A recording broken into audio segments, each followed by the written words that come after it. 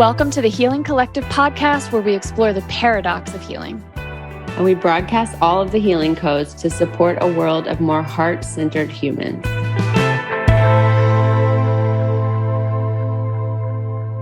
Well, we usually start by asking the guest how they want to be identified. And that is a very broad question. It's like, how do you want people who listen to this? What do you want them to know about you and who you are? Well, my name's Jonathan. That's the name my parents gave me. And I'm 42. I was born in 1980. I'm white-bodied, Anglo-Saxon, almost totally, about as Anglo-Saxon as you can be. I grew up in a small town in Tennessee. I'm queer. Yeah, I think that's how I would identify. And I identify as a man. And do you want to say how you know us? Let's see. Yeah, sure. I'd love to hear y'all say how we know each other. You want us to start? Well, I know you, Lauren, from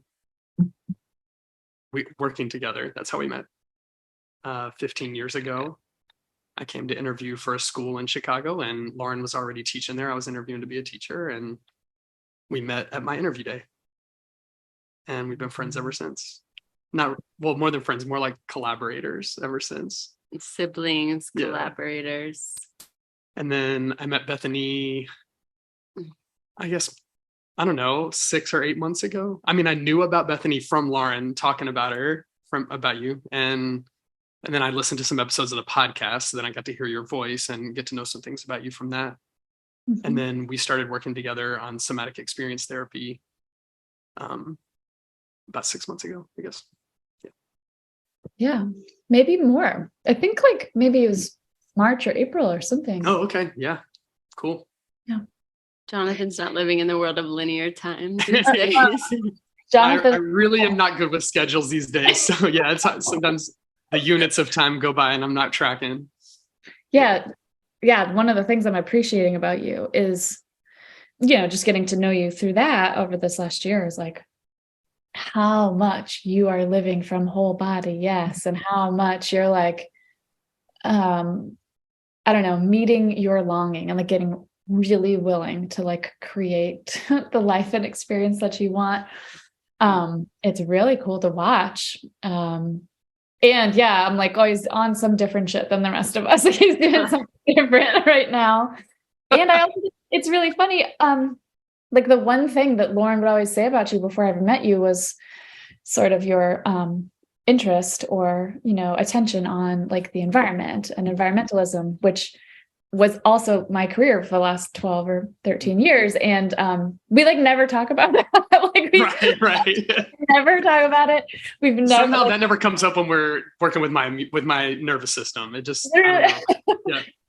I think maybe it's come up the tiniest bit once, but yeah, it's I feel there's this whole reservoir of cool stuff that we might talk about and connect on that we just haven't even tapped into yet. So yeah.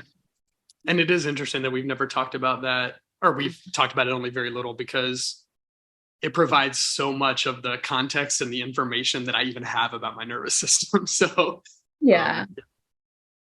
We work with a group of people, and recently they were saying Jonathan is fascinating. And I was like, that is the perfect word for Jonathan. He's such a fascinating mix of things that you just I feel when you meet Jonathan, you're I've never seen all those things exist at the same time. Tell me, what's the most fascinating stuff about you, Jonathan? I don't know. I'm not fascinated. So he's not fascinated. It's it's fascinating to me. One small thing is how much he comes across as a straight white male often, but he's also queer, and how queer you are in the best ways. He is his commitment and understanding of these principles of decentering humans and putting the earth first and his commitment and discipline around living a life aligned to that. And first, I mean, definitely since the first day I met him, like I remember this conversation where he was telling me all the stuff that's in the yogurt that I eat, and like eating this really plain ass yogurt that I was like, that is gross. I'll never eat that. Like I was not on that at all. And like, it was just so far from my context, from anything I understood. You know, and just these different habits that he would have, like canning vegetables and, you know, stuff that I'm just like, who are you? Like, and you live like in downtown Chicago. Like, why are you doing this again? So I don't know, like there's kind of these like paradoxes or contradictions at the same time. Like, yeah, that you just don't always see exist all at one time. Yeah, that all resonates. Mm.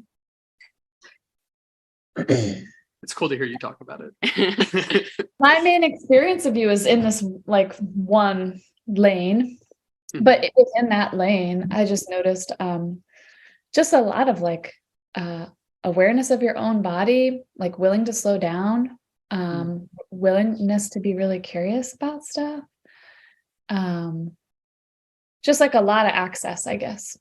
And maybe that has something to do with being so committed around the earth and like cycles and seasons and flow, and noticing all that stuff, because the body has its own little flow, you know? So, yeah, I love working with you. It's been really fun. I agree.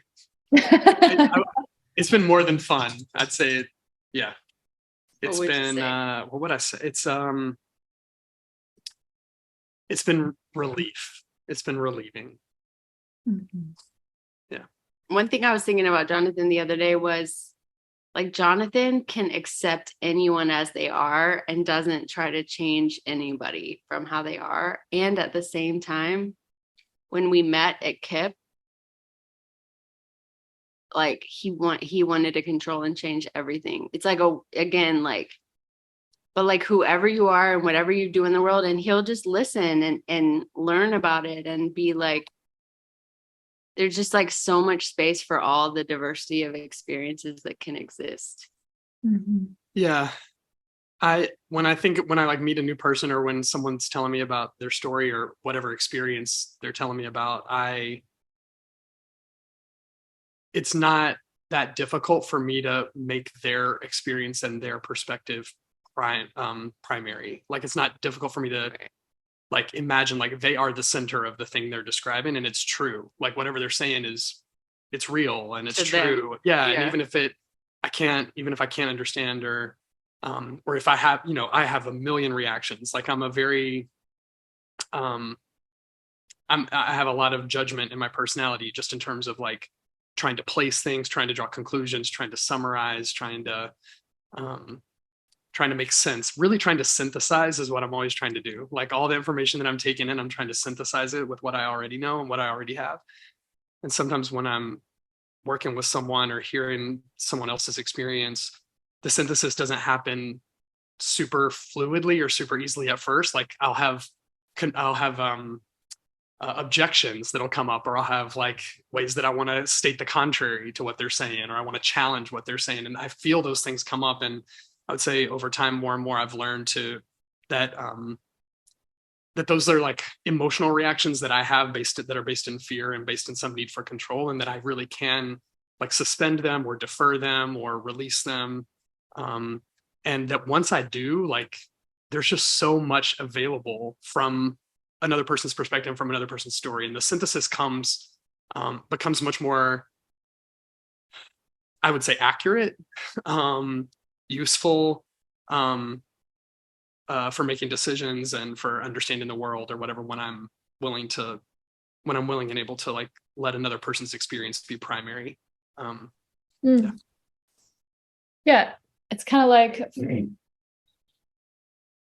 well, it's like when you get in the grip of the ego and we're right about whatever, and we start judging or like we disconnect. So I guess what I'm interpreting what you say is like, I know how to connect to people. And when I'm and I connect with myself to connect with people all the way. And when I do that, it's really easy to hold multiple things as true and be with people fully. And that makes a lot of sense to me. That's a great summary. Yeah.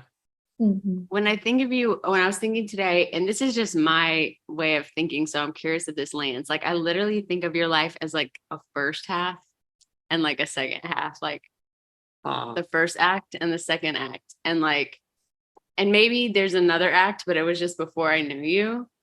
But it feels like who you are now and like everything Bethany said about at the beginning and how much you're choosing your yes and like this way of being that you're living is like such a contrast to like act one. And I just wonder if that resonates, if you want to start by like giving people who are listening an idea of what act one was like and then transitioning to act two.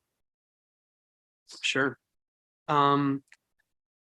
I don't see it as two. I was just, as you were saying that, I was trying to picture it. I think of it more as four, like I'm in the fourth act right now. Okay. I would say the first act was like a relatively unconscious childhood, up to like around age 9 or 10.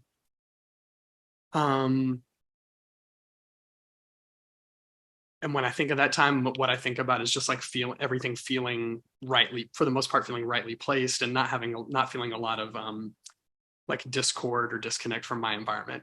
And then my parents got divorced around the time I was 10. And that kind of breaks into the second act, which I would encompasses kind of my adolescence, puberty, teenage years. And that act is full of a lot of disconnect and a lot of injury and a lot of harm. And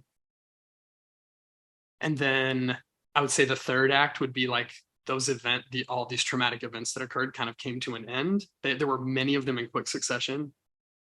So I'd say the third act is characterized by like no more of those things kind of happening, but just a lot of like gripping and trying to like make it through, like to try to kind of continue a life plan that I had, or a life plan that I was given, and to try to kind of continue to like just still succeed in a way that I had already that had been predetermined that I should succeed in this particular way, and just to push through. I would say that was kind of the third act. That's when we met. And then I would say the fourth act is probably characterized by just a little bit at a time letting go of that plan, and reprioritizing my life around my healing and around my ability to like care for myself and care for other people that are close to me. Is there anything you want to share like about the traumatic events?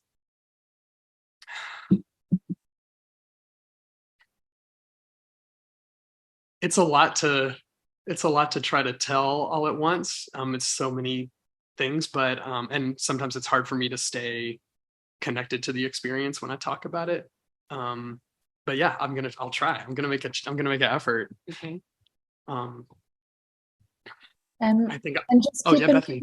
Well, while you do it, just keep in mind that it can be really activating sometimes.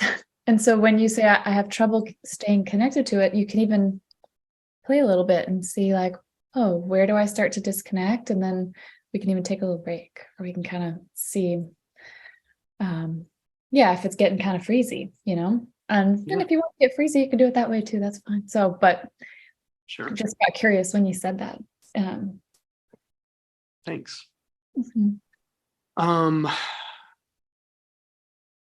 Yeah, I would say first, when I first started going through puberty, my father got really afraid of me, and maybe he had already been afraid of me, but I didn't really know.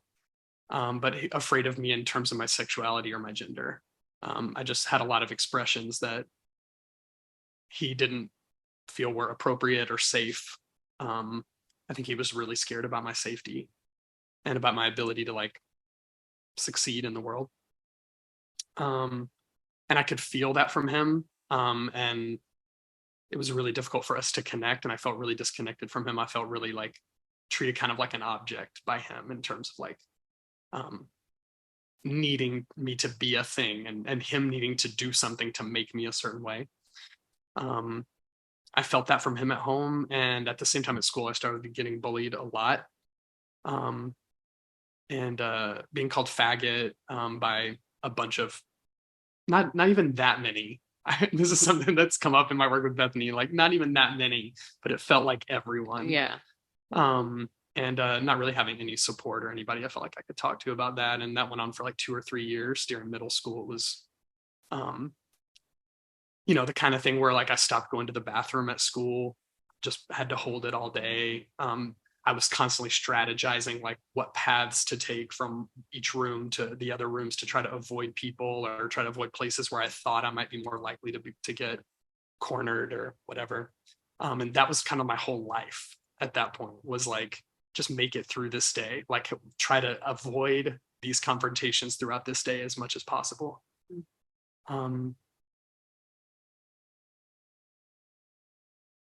When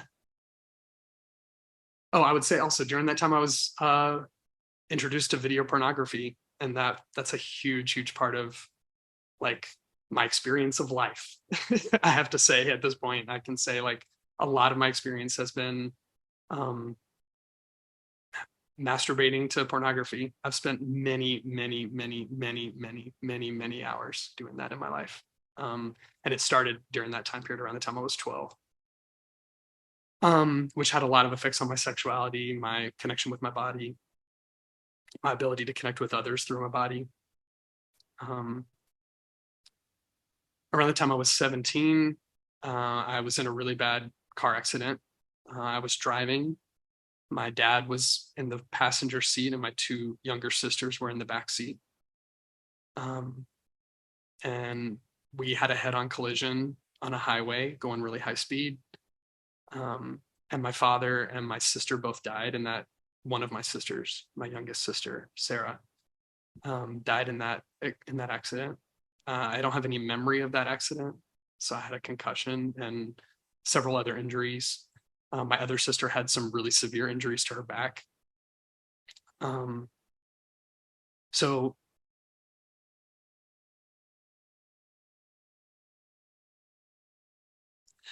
my experience of that event was like a total loss of a world or a certain life that I had been a part of, and everything that I knew or felt was stable, like changing really quickly, like literally in the blink of an eye, like waking up in the hospital and someone just telling you like your whole life is now different from what you thought it was,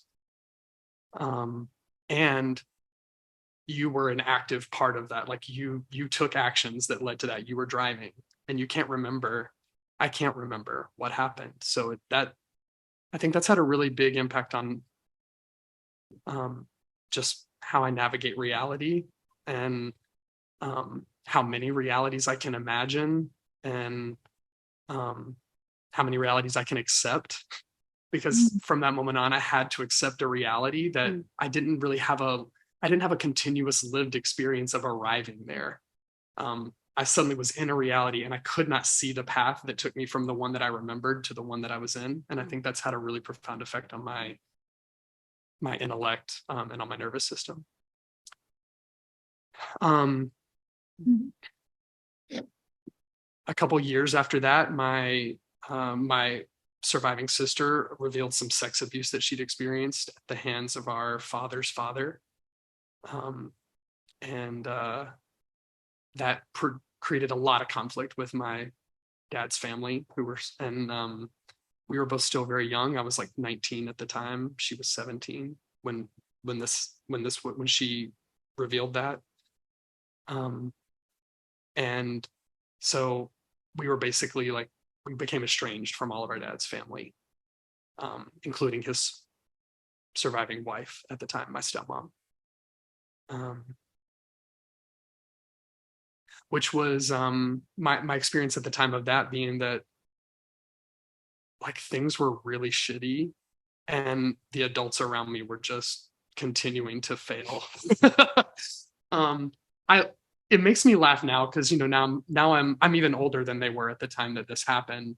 And when I say they, I mean like my mom, my stepmother, my aunts and uncles. And I have nieces now who are children, and I know, like, if something were to happen to them or to my sister, if any of those people were to die, I know what that would do to me. I know how much that would affect me. But as a young person at the time, I still needed those adults to, like, be able to provide that stability and support for me. And they couldn't. Not only could they not provide it, but they were, like, fucking it up in ways that I, even as a young person, could see. Mm-hmm. That's and especially heartbreak when, like, it's like our parents, it's like the closest thing that it's like God to us as babies. Like, we're just like that. Oh, and then when that all starts to crumble or reorganize, or we just, like, grow into, like, seeing everybody as just the messy human beings that they are, it's like a really specific flavor of feedback, or of heartbreak, I guess. Like, yeah. And having that all happen at these key moments where it's like, I actually really needed something and I didn't get it, is really a compounding impact. Yeah, of the people's stories I know who were involved, I know some about my stepmom's story, I know some about my mom's story. No one was getting what they needed. And it's tragic, I guess. There's not really another word I can think of for that. Mm. About 2 years after that, my mother was also remarried and had been remarried for several years. And around the time I was a senior in college, I was 22. Her husband was murdered, shot in the head, in a kind of a wrong place, wrong time thing. Shot by someone he didn't know, like someone. It involved it. Whatever. We don't have to go into the details, but it was unexpected. It was violent. It was and it was very, very difficult for my mom. And yeah, and there was, like, court proceedings that went on for 2 years, and just, it was protracted.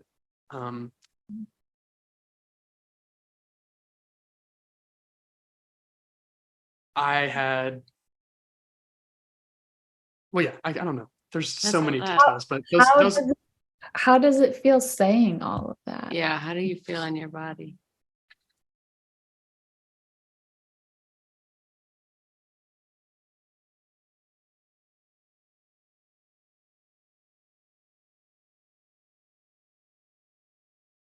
I feel, I mean, in general, my body sensations right now are, like, pretty relaxed and pretty loose. My heart's at a steady pace. My breathing's pretty good. I feel a lot of sadness about it. And I grieve. I grieve a lot of things that I lost and that other people lost. At the same time, I mean, it's been a long time, and I have made a lot of space and given a lot of attention to those parts of me and to those experiences. And I can say now, like, there is life after, like, life goes, life can continue. And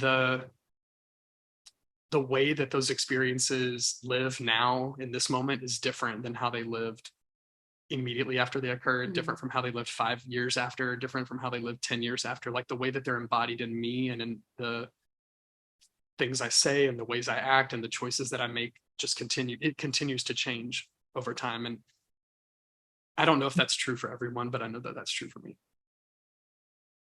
I was telling Jonathan when we were getting ready for the call, like, so he's in a period of time right now where he does a lot of resting and a lot of being in nature. And I was like, it just feels like grace, Jonathan, because I remember this.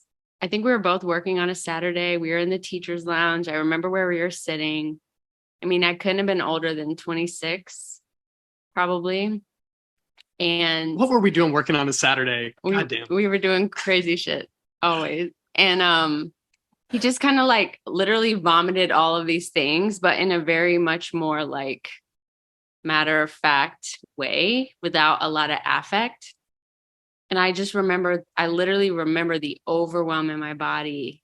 And there was even more than what you just shared now. And I was just like, I can't believe that one human has experienced this much. And they're this age now, and they're sitting here and they're like functioning human. They're making a bunch of worksheets or whatever. Yeah. And I obviously have, been able to watch, and understand the ways that it was impacting your life regardless, of the fact that life was going on. But it's like, there's just this part of me that's like life, like cries out to life and is like, some people deserve break. Like sometimes it's just too fucking much, Hmm. And I feel that with your story. And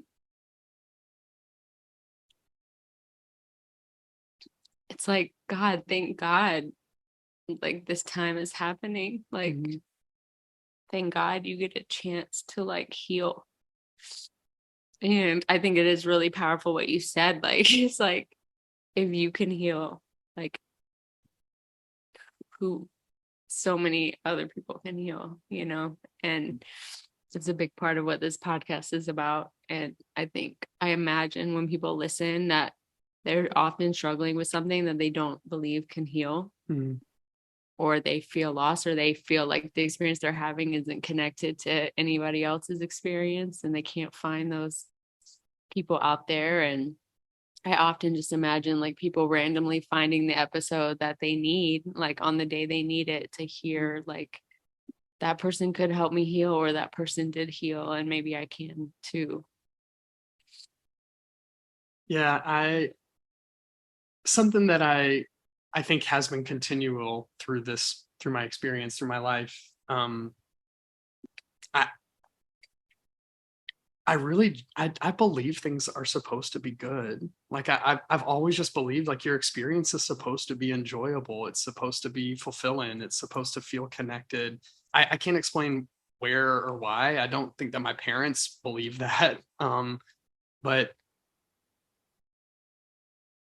I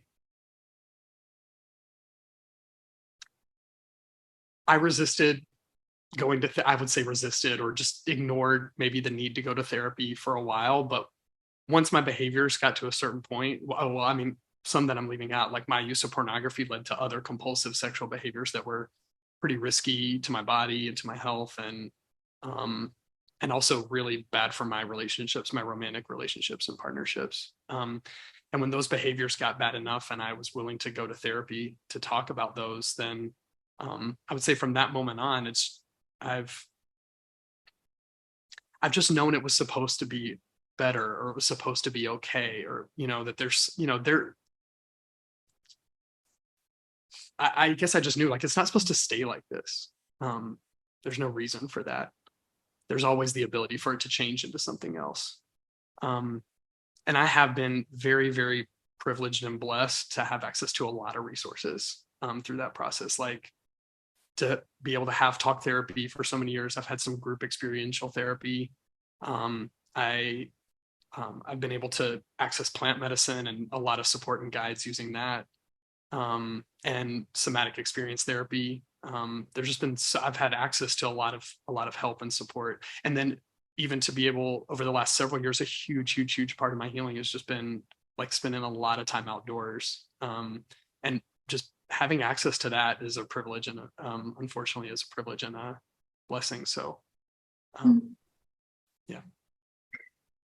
Peter Levine says trauma, when renegotiated, becomes a resource. And so, you being you and having the experience that you have had, being like, you can feel good. You're supposed to feel good. I learned how to feel good. Here's the ways that I learned how to process these events and experiences and feel good. Is very powerful. And I make up, you wouldn't have gone in searched out all of those things, like I just believe it was part of your path to find all of that and then kind of be that and stand for that. Well, I was raised as a fundamentalist, so maybe that's a trauma that I left out, actually. Being a member of a really fundamentalist evangelical Christian denomination, but same. yeah, I mean, but it did. One of the ways that it really resonated with me, I mean, I was really bought into it from the time I was like, maybe around the time actually all the things started happening, around like 9 or 10, until around the time that I graduated high school. I was really, really invested in it, and it was a huge part of my identity.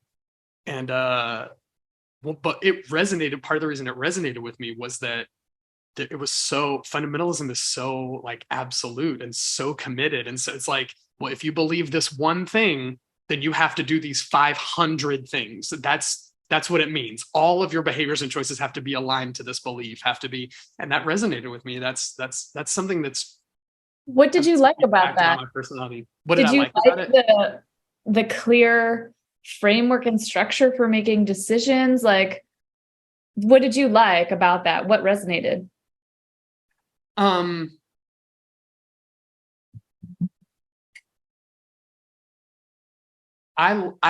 There's something about the follow through and the implication that I like. Like, I like, that if you say, I'll use something contemporary in my life right now. That once I understood intellectually or believed that the natural cycles and seasons that happen with the water cycle and the placement of the earth and the way that plants grow, once I accepted that, like, that was very powerful and true, then like aligning my life to that and structuring my life around that to be in as much conscious connection with that as possible has just been a pleasure. And it was the same for me when someone said, and I'm not going to put myself all the way back in those details, but basically said, like, well, if you really believe that Jesus Christ, died for your sins, then you get to experience grace because of that, then you'll tell every person that you know about that. It felt the same way to me. It felt like, oh yes, I will structure my life around this thing that I know is true. There's something in Jonathan, we were talking about this yesterday too, like it feels like he shows up in situations and then he looks for like the program that matches that situation. And there's a lot of anxiety that he may not find the program that matches. And so I make up that when someone tells him like, this is just what the program is, then you just accept it. And then you can like create a whole reality based on that program. But if you're trying to find the program yourself, there's a chance. What the program is. When you say he's looking for what the program is, what do you mean? Well, like we were talking about specifically in that conversation about like navigating,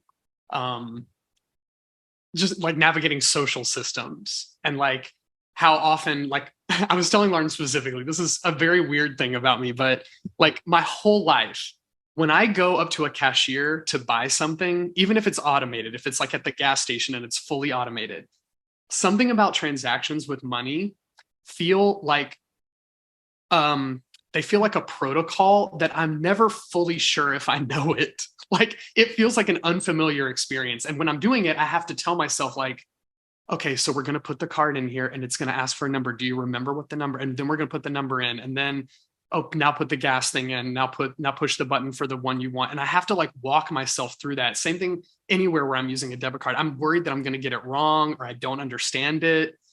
It feels like a game, and that I've read the directions or I've done it before, so I can do the moves again. But it's so strange. But this is what happens when you're traveling outside of space and time, because it's like it would be the same as if you woke up in Bangladesh and you went to sleep, and you woke up in Chicago and then you went to sleep and you woke up in China, and you would have to orient yourself every time to like, okay, what culture am I in? What language am I speaking? And sometimes it might take time, or you might bring this reality.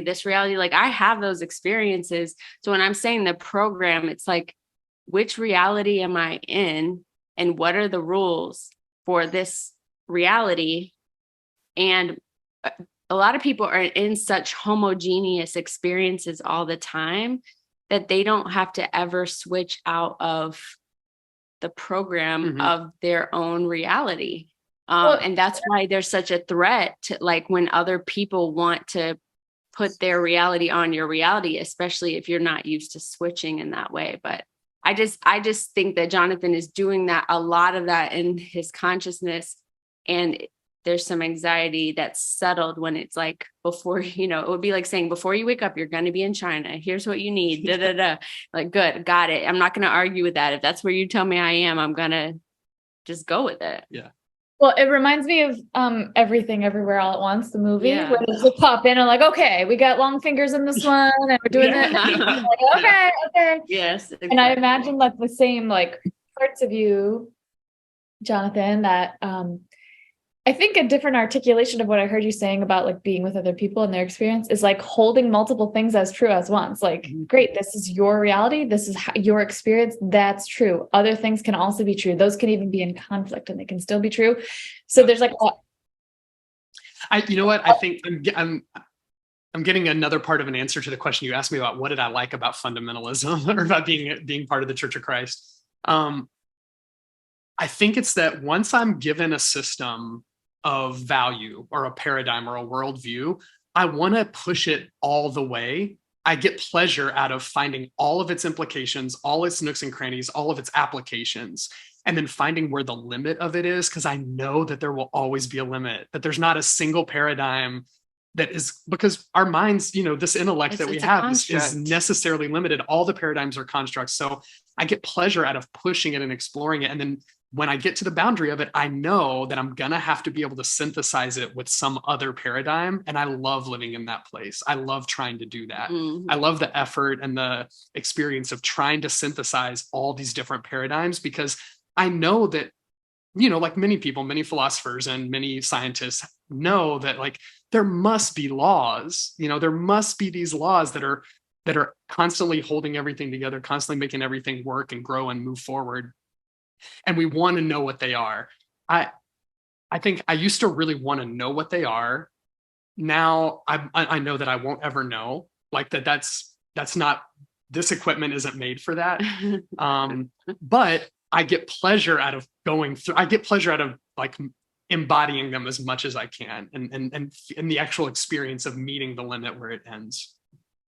Well, and I want to connect back to what you said about your trauma. And you said that this, like, basically you were describing, like, I was in one reality. Some amount of time passed. I cannot remember what happened. And I woke up in a completely other reality with new rules, new constructs.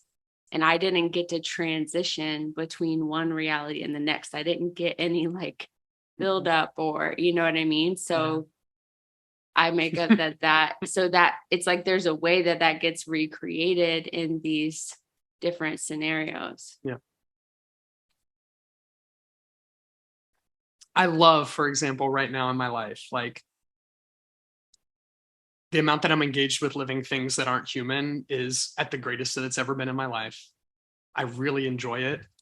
I can feel that it is healthy for me in the sense that like I'm using my body and my emotions and my intellect in a way that is like most closely aligned to what it's prepared to do well. Like I can feel that like I'm doing more and more of the things that I'm made to do well.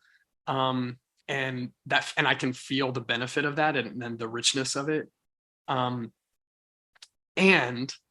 my mind is constantly trying to draw out the implications of that. Okay, well, if that's true, then what does that mean about where humanity's arrived in this moment? And what does that mean about where humanity needs to go next? It's like brilliant. So the amount that his mind can go to, the links that it can analyze these things is like beyond, it's fascinating to bring it back to that. So I do a lot. I'm really geeking out right now about like human history, prehistory, like evolutionary history, and like, you know, what it is that's brought us to where we are in terms of the way that we have tried to separate ourselves so much from other living things, and what the consequences of that have been, and what the possible next things to come are.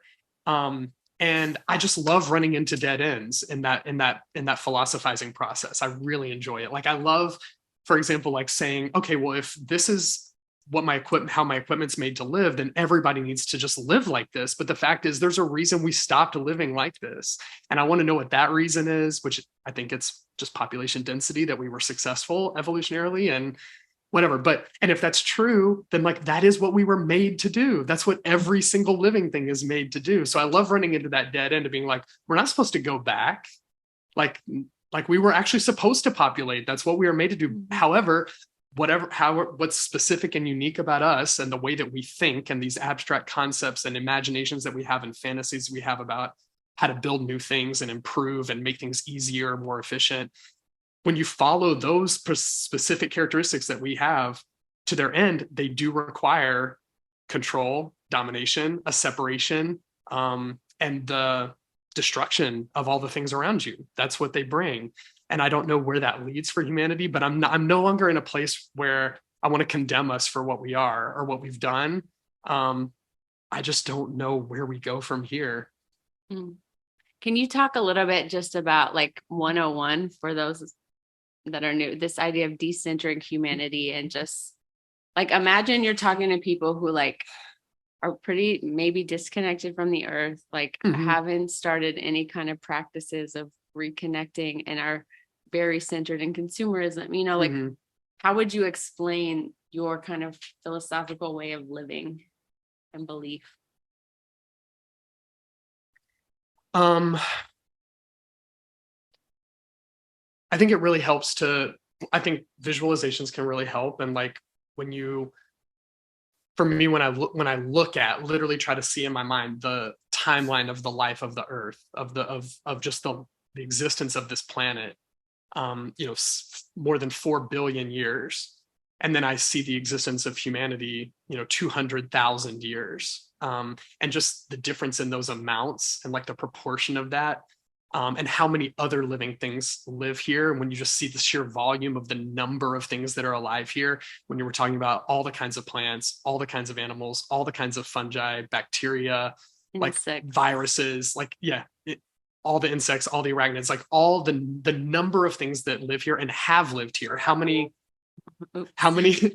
have lived here and already became extinct after having lived here for longer than we ever have? Like, the dinosaurs are a really easy example, but they lived here for hundreds of millions of years and now none of them live here. And so just holding that in my perspective and then trying to balance that with humanity and this obsession that we have with ourselves is like something so amazing and so brilliant. And the way that we can see things that none of these other things can see, like, we think that because of the intellect that we have and the way that we can, I don't know, discover the relationships between things and articulate them, that we have some kind of view, even that our view that no other species has ever had is a better view than their views that we don't have, and that they had for millions more years than we've had. So I just I like trying to like take that knowledge and that understanding and be like, okay, what does that mean for like how, like, the choices that I'm making today about what's important, what's real, what's not. So can you give an example though of like how you make choices aligned to that understanding? Or a lifestyle choice? Yeah. Well, I mean, before you even go to like, how do you practically deal with that? Like a lot of what you're saying, like in all my planet work, climate work, I was basically working on, regenerative agriculture. How do we get the system to work with us how we are so we can stay alive? Yeah. And what scared me most was that it looks like if we keep doing agriculture the way we've been doing it globally, that we will not have a secure food system. We're killing our topsoil, which 95% of our food comes from topsoil, and we're killing it with pesticides, herbicides, and tilling and releasing carbon into the atmosphere and killing ourselves. And I didn't like that. And I was like, I don't want that. Not that. Can we do a different one? And I just was efforting a lot around not that, please. And, and coming to like know more about understanding my own consciousness, I just saw, I'm doing that from a total threatened fear state. Like I'm trying to save something or do something or build something or create something new, but I'm doing it from this place of like, because I'm terrified and I don't want to die and I don't want my kids to be hungry and I don't want them to die, and so what you're saying is, and I think what I started to get in touch with was like, I have this strong preference about how I think reality should be, which includes like humans living and thriving and being. Yeah. And that might not be what's going on here. Mm-hmm. And we don't know what's going to happen next, like all the way, but like letting go of being attached to, we all figure it out and save the day and all the humans can keep doing what we're doing is like, maybe not. And now I'm kind of like, maybe actually what love wants, what actually is in balance and in flow is for us to go away so that balance is restored. And, that feels more accessible to me now. But what you just said of like, ridiculous, like we're not going to be here in a billion years, like silly. And like, but being able to hold that lightly enough to see that as some kind of wisdom and cyclicality and like part of the intelligence rather than like a threat takes some real nuance. I mean, that takes some real command to be with that. I'm on my edge with that all the time. But the way you articulate it is one way to maybe access like, oh yeah, there's something bigger going on here. Yeah. And I probably won't ever know. I will only know like little piece. I'll know some piece sometime, but I definitely will never know all the pieces and I'll never know them all the time. Probably what I'll end up knowing is like 1% of everything that's actually happening. Yeah. And even being able to accept that, because we all want to know what's going on, because it's scary to feel like we're not in control and we can't be prepared and blah, blah, blah. Right. And, so the mind wants to be in control of things and to know, because it makes us feel more secure. And not only is that not how it works, but I'm okay with that. Is pretty double. Very well said. Yeah. The lifestyle choices, what does that look like?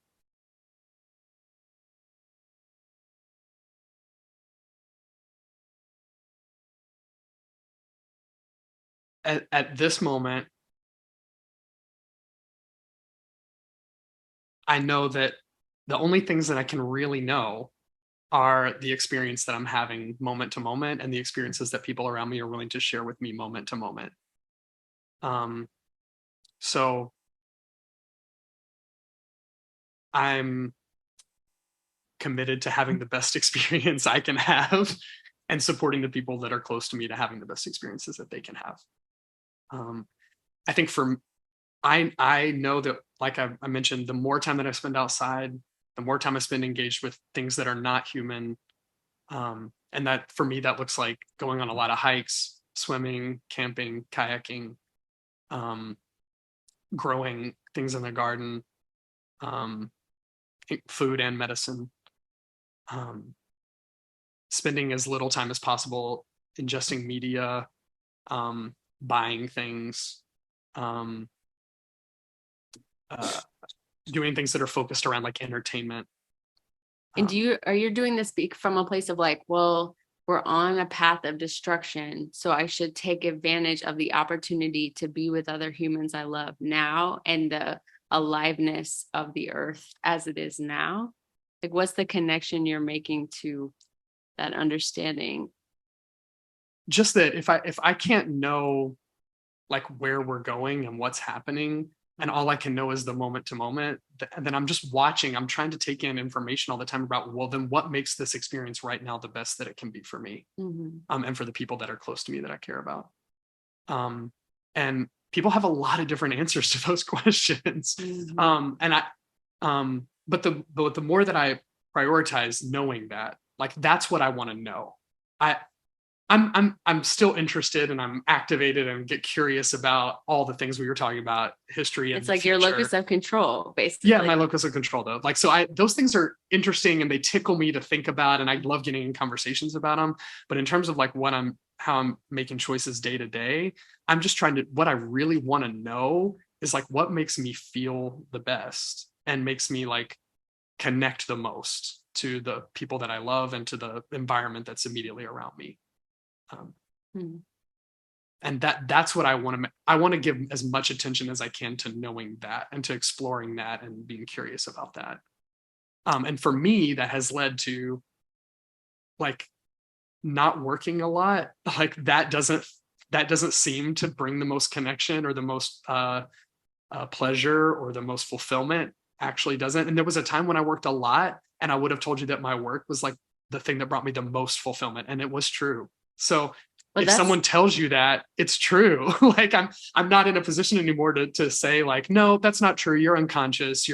What would really bring you the most pleasure is to do what I'm doing. It's like, I don't believe that's where I was going next, because to the Jonathan that I met, it was like super focused on social justice and like chose a very specific career. Yeah. So, I was really resonating, Bethany, with you talking about regenerative agriculture. Like I had a lot of that same energy and consciousness around my teaching. Yeah. Around like, this is fucked up. No more of this. I'm going to make a different thing happen. Yep. And let's call that like being invested in collective healing. Let's just say that, right? Yeah.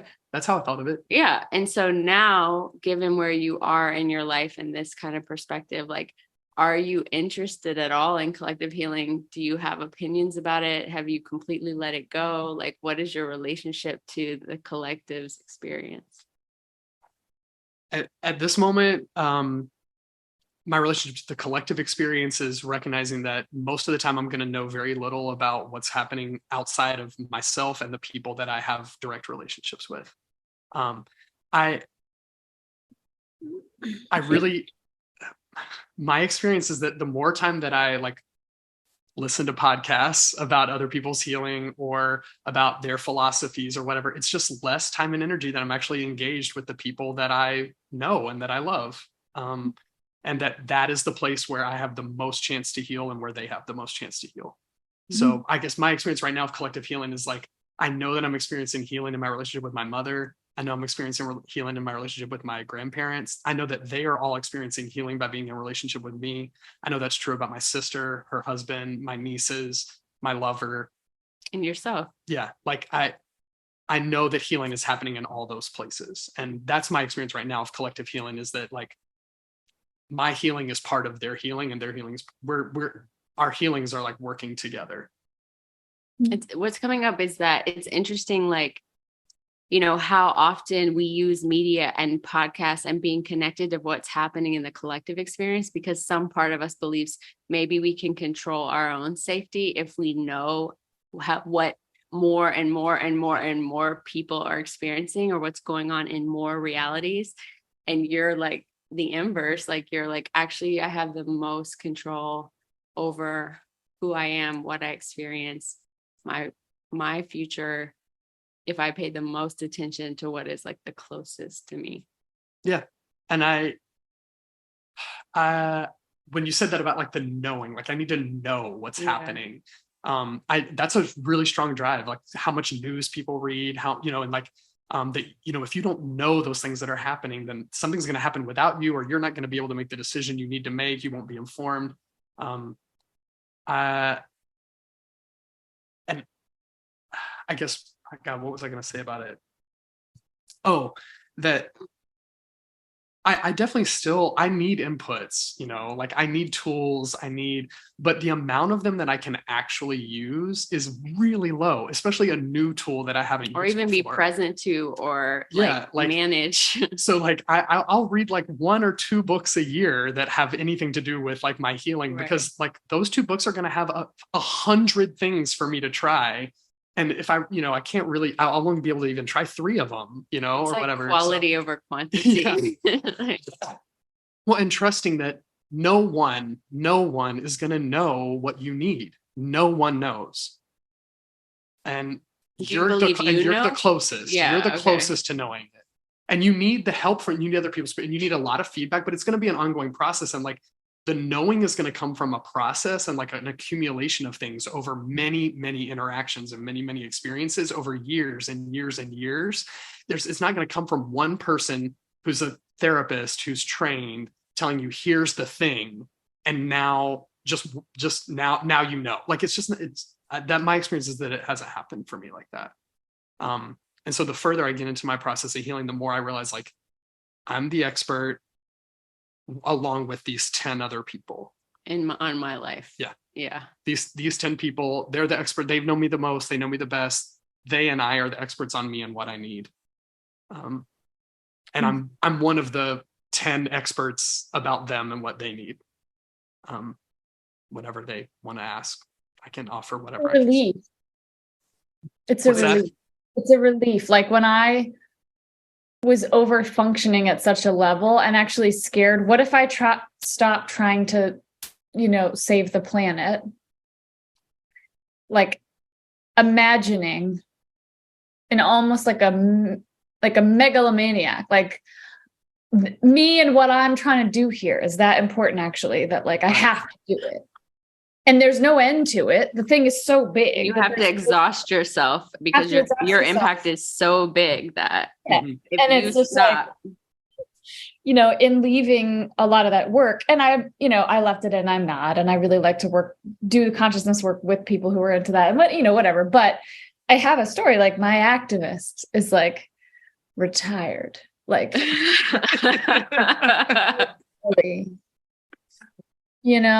like enjoying the time off. And I was so scared because it was such a huge part of my identity that I was just like, who am I if I'm not doing that? And now I'm like, well, it's so much nicer to like do my little calls with my clients, and I'm with my boys, and I'm like, oh, like I can do my life. I can focus here. There's nothing wrong with that. And actually I'm still of service and all those kind of things. But it's a relief when you've been over functioning and taking way more than your responsibility, trying to change massive systems that you cannot change. It's such a relief to go, oh, I don't have to do that. It's like putting down a giant bag of bricks you've been carrying around. And my friend Mary the fascia stretcher, she's been on this podcast. Wait, Mary the what? Mary the fascia stretcher. Jonathan will meet her. Jonathan needs some fascia stretching. I do need that. I think so. It's my favorite. I'm like obsessed with Mary and fascia stretching, and Zach, who also does it. But she's just like, Bethany, like I'll be talking about all this stuff and obligations and like impact and all this. And she's like, Bethany, your number one job is to have a good life. And her even saying that to me at that time, it was like a year ago. And I was like, I'm like, what do you mean? Almost these judgments of like, that's selfish, actually, to enjoy yourself. I'm here to produce. Right. Or protect or change or impact or heal or whatever. And it's all this outward energy. And she's just like, no, it's your job to have a good life. And it was such a simple thing she said to me, but it made such a huge impact on me. And I've thought about it so many times. And now I believe that more, and it feels more true. And I like my life more all the time as I embrace that more. This is like a trajectory that the three of us have in common. Like we have similar experiences with that, but equally, and even beyond equally, there are people who lived a pretty locally focused life in terms of like their locus of control and who they were concerned about. And then at some point in their life, they get pulled into some kind of collective action, and they're like, how was I so selfish for so long when there were all these, so like it's or isolated. Yeah. So, I mean, I'm really careful when I talk. I want to be really careful when I talk about this. Like I want people doing social justice work. I want people organizing. I want people pushing for policy change. I want, and I have to trust that when I'm paying attention, when I'm listening, when I'm caring, that if a moment comes that I'm supposed to do that and I'm supposed to participate in that again, I will know. I'm not against doing that kind of work ever again. I'm just not choosing for that to be my profession anymore. I think it's okay to do that. And part of why it's okay for me to not is because a whole bunch of fucking people are doing it, and it's not my job alone. That's part of why it's actually okay. Well, coming back to collective healing, though, what's ringing in my ears is when Jonathan said, when everything happened and all that trauma, like none of the adults were resourced at all. Like, and I think about your mom and like the number of things that she dealt with, and they were younger than you. And it's like, you're creating a scenario right now where everyone in your family to some extent is resourced, and you're resourcing each other. And, that's every decision that's made. And as we evolve has positive and negative consequences, right? One of the consequences of our more recent evolution is this like separation from community, separation from connection and those types of resources in service of industrialization, in service of consumption and creating more space for our population. And there were like ripple effects for development of the human emotionally, physically, right? Disconnection from our remembering of our relationship to nature. And so I personally am definitely biased, but after all of that activist work, the thing that I feel actually makes the greatest impact is my ability to be in right relationship with my own family and the earth, right? And my animals and the plants and my own body. And it's like, if all of that activism takes me out of right relationship with all of those things, then I'm just perpetuating the same kind of, negative consequences in my judgment that were created, from the population boom. Yeah, that's my same experience. That being said, I don't know like what Ruth Bader Ginsburg's experience of life was. I don't know how resourced she was or felt. How her family felt about her. How her family felt about. Yeah, I don't know any of those things, and I'm really grateful for what she accomplished. Like the long term, can probably do both.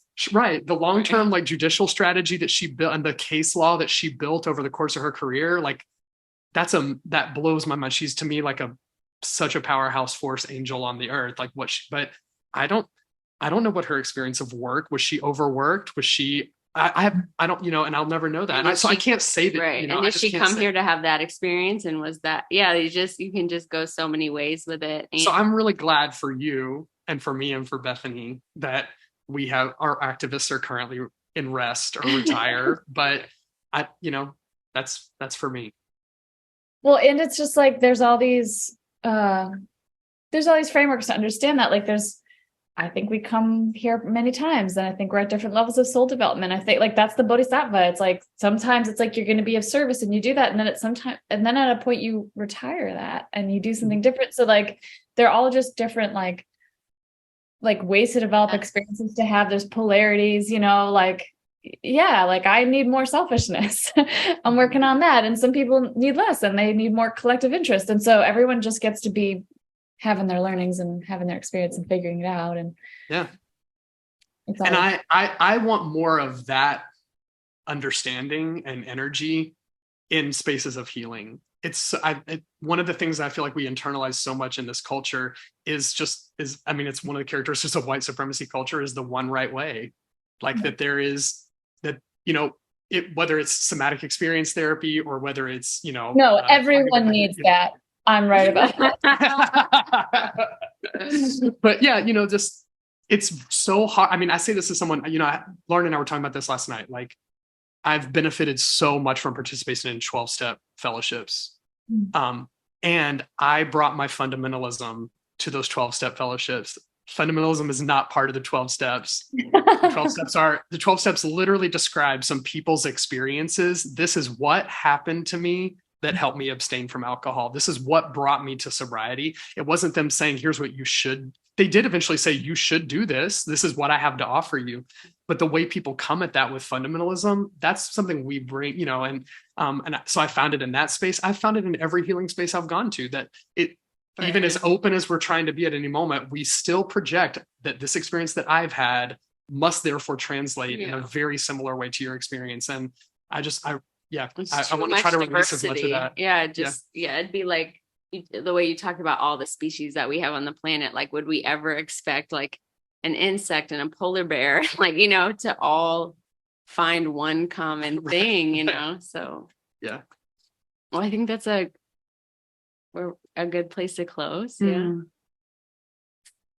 I love you so much. I'm so grateful. I'm grateful that other people get to like hear or see a little bit into who you are.